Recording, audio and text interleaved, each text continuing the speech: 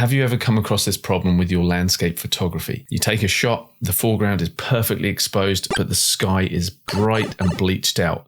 Alternatively, you get a perfect exposure for the sky, and consequently, the landscape is dark and underexposed. So let me show you how we can use exposure blending to set up Develop RAW twice with an individual application for both the sky and the foreground, and bring those two together. Let me show you how we do it. So in Luminar Neo's edit section, we want to open up Develop RAW to get started. And the first thing we want to do is apply a camera matching profile.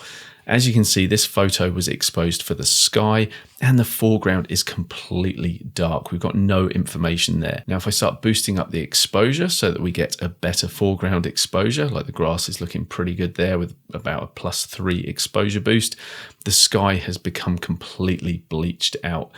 Consequently, if we work on the sky and get that looking pretty good, we lose all information in the foreground. So I'm going to work on this photo in two halves. And the first thing I'm going to do is make sure that the foreground looks pretty good. So I'll just make my usual kind of adjustments. So I'm going to drop down the highlights to make sure I maintain some information in the sea. I'm going to grab the shadows and have a little play with those. And the key here is you don't want to wash out your photo by bringing the shadows up too high. You just want to make sure that there's enough information so that you can see what's going on in the very darkest areas of the photo. So that I don't get distracted by the sky, I'm just going to add a solid layer over the top of this, and I'm going to rescale it so that it's only showing me the foreground. And now I need to reselect the original layer underneath our photo and jump back into the edits so that I can continue working on Develop RAW. From here, I'm going to go into the curve section and just work on these curves so that I can finesse the look of this foreground. By bringing the curve down, I'm going to drop those midtones. And by playing with the top point here, I can just make sure that those highlights are not bleaching out too much. The color balance as shot looks pretty good to me, but I'm just going to grab the temperature slider and just have a little play with that and see if there's something I prefer. And although the saturation looks pretty good as a starting point, I am going to boost that up because it gives us a little bit more flexibility to work with a more saturated photo. And that saturation comes directly from the raw file than if we're trying to add saturation later after we've moved beyond that raw processing. Now, this is an interesting point. I'm adding some sharpness here, and I think this sort of amount around mid-50s looks pretty good for the foreground. I really like Luminar's sharpening algorithm when you have a lot of detail in your photo. It works really nicely. And if we just toggle the before and after, well, it was so dark before that we can't even compare what that sharpening looks like. But let me just reduce that down to nothing, and then let me pop that on to about sort of like 50, 60. That looks pretty good. But here's the issue with this. If I hide the top layer and we zoom into a bit of the sky that is still visible, look at how much of the noise level has been introduced by increasing that sharpness. So if I reduce the sharpness, the sky looks much better. But if I add the sharpness in, which looked good for the foreground, it's really destroying the sky.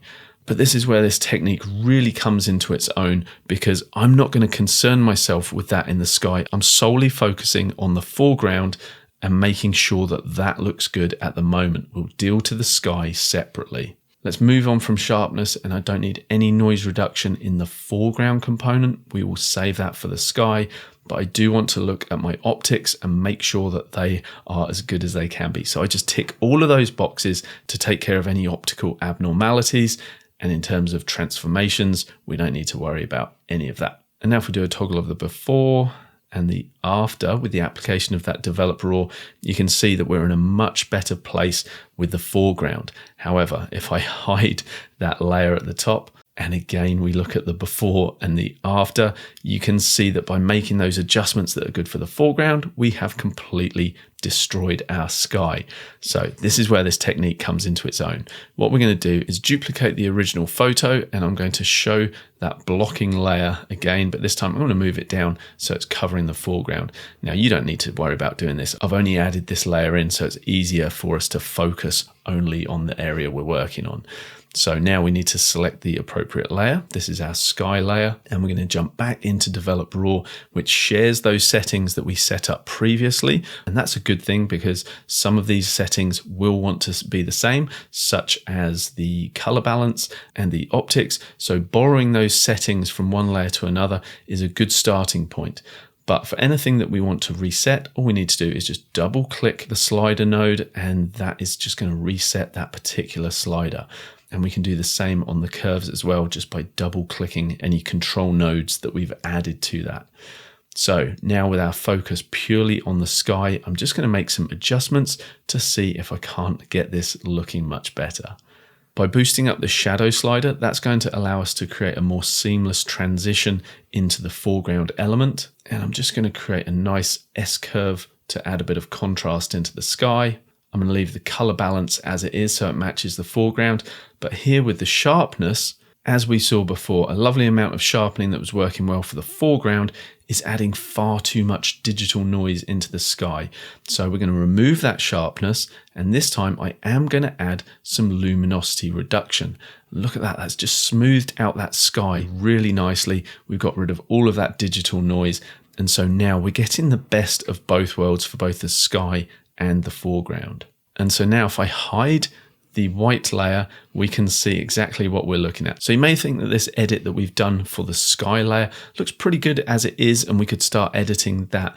But look at all the lost information throughout the foliage by the beach. There's no information there. And if we come back into the develop raw settings, the only reason that we're seeing any of that is because we boosted up the shadow slider. Now, that is a pretty ugly way to try and recover detail in your environment. If I now hide this layer and we look at the version that we set up for the foreground, look at how much better the foliage looks here than in the version that we set up for the sky. There is a huge difference there, right? So this is what we want to see, not this. And so the next step is to reveal just the sky from this layer and just the foreground from this layer. So what I'm going to do is come over to the masking section, and as a Kickstarter, I'm going to use Mask AI to select the sky. Now this isn't going to do a great job, even though it's selected the sky. If I hop out of this so we see our result, that does not look convincing at all. And so what we want to do is just combine a couple of masks to make sure that our transition is nice and smooth. So let's come back into the layer properties, because it's the layer mask that we want to work on. If I show the mask, you can see that we have the sky selected, but I'm going to combine this mask with a couple of other effects. So what I'm going to do is click and drag a linear gradient down so that we get a tapering effect from the sky down into the foreground. That would be akin to putting a graduated filter over your actual camera lens. So now if I hop out of this, already that's starting to look much more believable. But I think we can do an even better job than that by combining that with a little bit of brushwork, which allows us to erase the existing mask. So I'm going to bring the strength right down. I don't know, somewhere around 9 or 10 is fine. And when I click and I start painting, I can actually start removing that layer. And so again, I'm just going to bring that transition point up just slightly. And anywhere that I want it to be a bit brighter, I'm just removing that sky layer, which is the darker one. And a neat little side benefit to using this technique is that if there's areas we want to darken down in the foreground, we can easily do that by just borrowing some of that darker sky layer. So in paint mode, I'm just going to paint in a little bit of darkening in the very front of this photo, and perhaps a little bit to the side as well.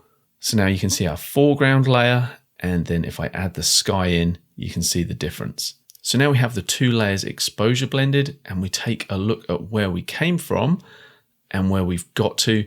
That is a huge transformation, and that's given us a perfect starting point to continue our edit. So before we continue with our edit, what we need to do is merge these two layers down. So to do that, all we need to do is make sure one of them is selected, hold Shift, and then select the other one. We're going to right click or control click on a Mac and choose Merge Layers. And Luminar will create a new layer for us, which allows us then to apply any tool globally, i.e. to the whole photo.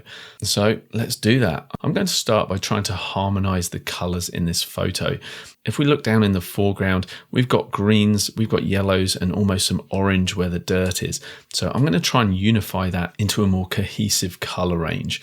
And I'm going to do that in two passes. The first pass is going to be to grab the greens and pull them more towards those kind of yellowy greens we've got going on.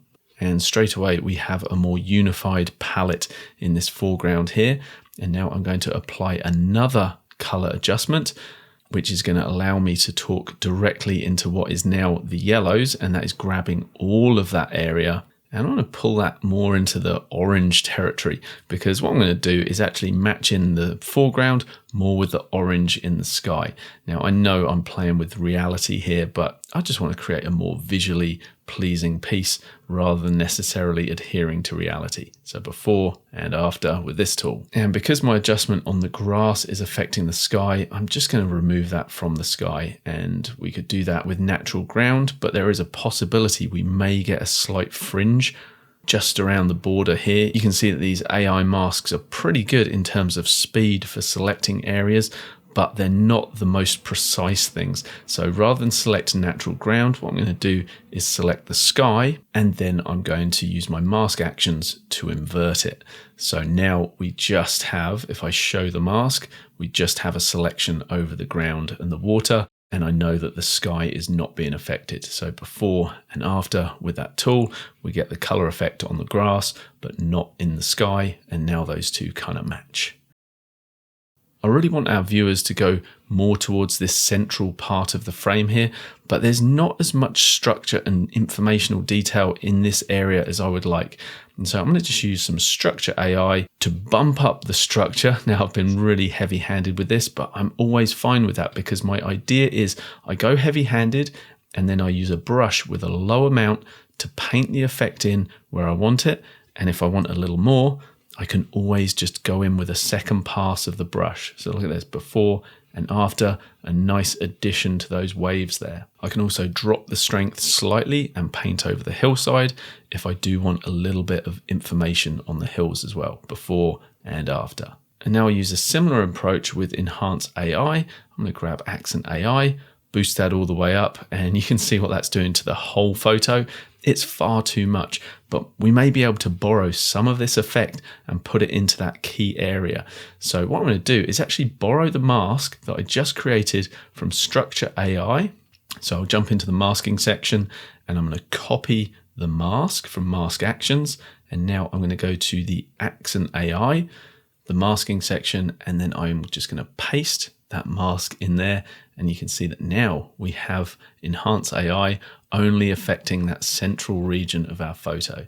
And of course, we can work on that mask a little more if we want to paint some more of that in, let's say into the sky, just to give us a little bit more interest up there. Let's see, before and after. Yep, let's go with that.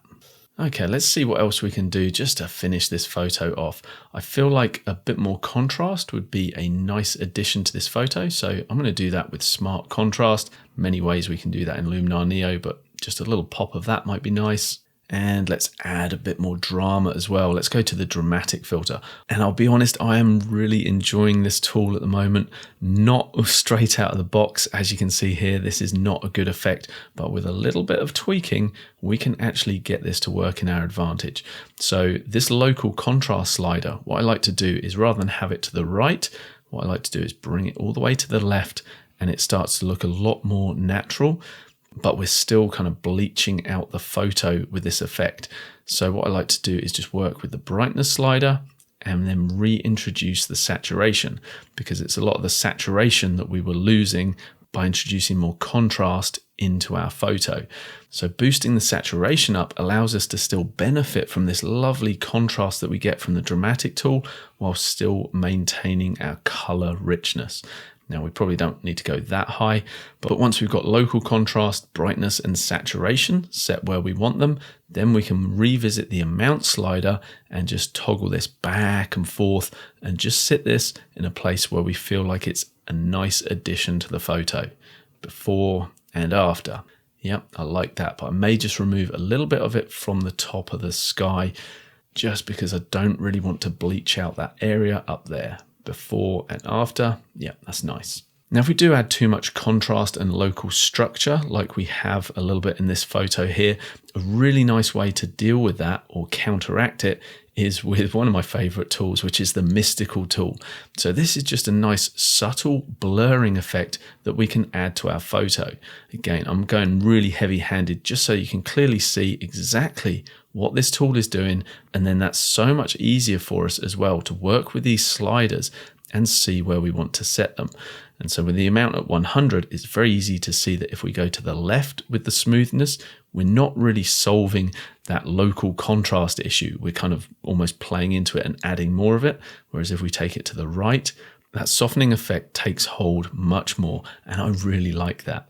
Now, one thing that's often overlooked with the Mystical tool is the ability to colorize with it. So you watch that, I can push the warmth slider up or cool it down and completely change the overall look of this photo. Now, I really want a warm sunset feel to this, so I'm going to boost that warmth all the way to 100. And now I'm just going to play with that saturation slider and see where I want to sit that. Now, I feel like everything's getting oversaturated far too quickly now, so I'm just going to bring the saturation amount down. And once again, now we've got the tool set up how we want it, we can work with the Goldilocks principle of just finding the sweet spot where everything is just right. And for me, somewhere around that midway point is about right, before and after. I feel like the blue in the top left of the sky is just a little oversaturated based on the rest of the photo. And so as a final touch, I'm going to come into the color section again, grab the HSL, hue, saturation, and luminance. And with the saturation selected, I can come to the blue slider, and you watch if I take that to the left, we've desaturated all of that blue. Obviously, I don't want to turn it gray. I just want to remove a little bit of that vibrancy from that blue. So we're just going to bring that down just ever so slightly. Something like that's nice because it still gives us a hint of blue whilst being respectful to that overall color palette. So time for my favorite bit. Let's have a look at our before. This is where we came from, underexposed foreground, looking good for the sky, but that's about it. And we've been able to exposure blend and bring back all of that detail before doing a final, more artistic edit on this photo. So from this to this, I feel like this exposure blending technique has really brought us a long way. If you've got any questions on this technique, please leave them in the comments below. And I forgot to say, but those of you with the Members Plus download option, this file will be available for you in our shared folder. So to you guys, thank you for helping me keep this channel active. Follow along with my raw file so you can get the most out of this technique. And if you want to see another full landscape photo edit walkthrough, check out that video right there. I'll see you in that one. Bye-bye for now.